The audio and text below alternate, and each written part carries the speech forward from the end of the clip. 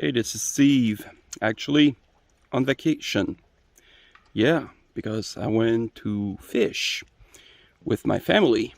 And you know what? Fishing, it's a little bit like business. Don't believe me? Well, think about it. What is the most precious asset that you have when fishing? Patience, right?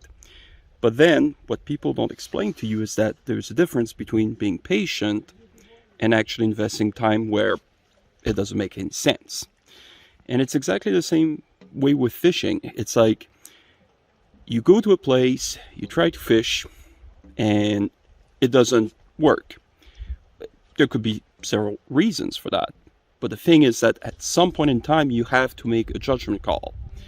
Is it still worth it to be patient? Or should you change strategy, basically change places? And if you're too impatient, then you're never going to catch anything. If you're too patient, then maybe you're not going to catch anything.